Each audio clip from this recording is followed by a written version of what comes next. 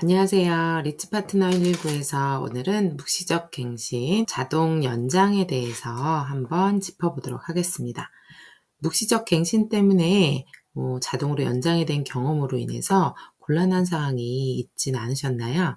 대부분 계약 만기 시점을 놓치거나 별다른 의사표현을 하지 못해서 시간이 경과하면서 분쟁으로 이어지는 경우가 적지 않은 것 같습니다. 이 부분에서 임대인과 임차인 모두에게 법적 권리와 의무가 생기는 것이기 때문에 반드시 핵심을 알고 대비를 하셔야 할 것으로 생각이 됩니다. 먼저 묵시적 갱신이란 무엇인지 한번 볼까요?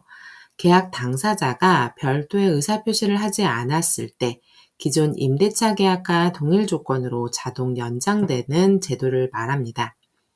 주택임대차보호법 제6조 제1항에 근거하면 임대인이 계약 만료 6개월 전부터 2개월 전까지 갱신 거절이나 조건 변경을 통보하지 않으면 계약은 종전과 동일한 조건으로 다시 체결된 것으로 본다라고 되어 있습니다. 자동 연된다는 표현은 법적으로 새 계약이 성립된 것으로 볼 수 있다라고 이해하셔야 되고요. 기간만 늘어난 게 아니라 동일 조건으로 계약이 다시 시작된 것을 의미하니까 그 부분 반드시 생각을 하셔야 될 거고요. 여기에서 임대인과 임차인의 포인트가 좀 달라요. 일단 임차인은 언제든지 계약 해지를 통보할 수가 있습니다. 주택임대차보호법 제6조 2에 따르면 해지 통보하고 3개월이 지나면 계약이 종료가 됩니다.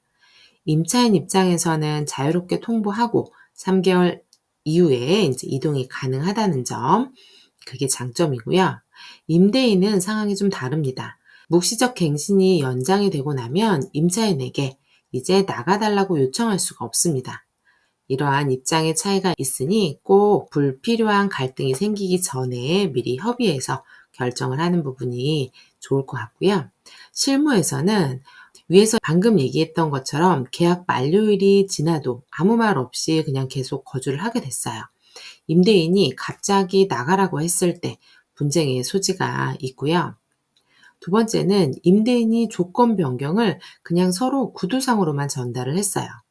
그런데 법에서는 명확한 의사표현이 필요하다라고 보기 때문에 단순한 대화만으로는 효력이 인정되지 않는다고 합니다. 그렇기 때문에 꼭 문자나 내용 증명 같은 또는 계약서를 작성하는 방법으로 증거를 남기셔야 합니다. 우리 사소한 부분이라고 해서 무심코 넘길 수 있는 부분인데 법적 판단하에서는 전혀 다르게 해석이 된다고 하니까 계약 만료 전에 대화나 증거 반드시 남겨주세요. 다시 한번 체크해야 될 부분에 대해서 정리 한번 해보도록 할게요. 첫째, 계약 만료일 전에 계약 당시에 미리 일정을 좀 체크를 해서 스케줄러에 미리 체크를 좀 한다고 하면 잊지 않을 수 있는 방법일 것 같고요. 두 번째는 연장되기 바로 만료 전에 문자나 내용 증명으로 기록을 남겨서 정확한 의사 표현을 하는 게 좋을 것 같고요. 세 번째는 조건이 변경이 됐어요. 자동 연장이 되면 기존 조건이 그대로 유지가 되는 거기 때문에 변경을 원한다고 하면 기간 내에 통보해서 그 내용을 정확하게 기재하셔야 됩니다. 제일 중요한 건 우리 아까 전에 임차인의 해지 권리에 대한 부분인데요. 임차인은 자유롭게 통보하고 3개월 내에 이제 해지가 되는 종료 시점이 있는데 임대인은 사전 협의 없이 통보해서 나가라고 할 수 없다는 점 반드시 인지하셔야 될 거고요.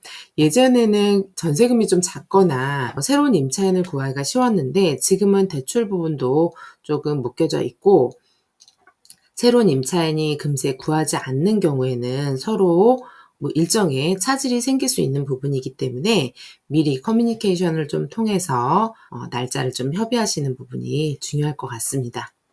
오늘은 묵시적 갱신에 대해서 한번 정리해 봤고요. 답글로 고민사항이나 필요한 부분에 대한 질문 남기시면 그 부분에 대한 답변 해드리도록 하겠습니다. 감사합니다.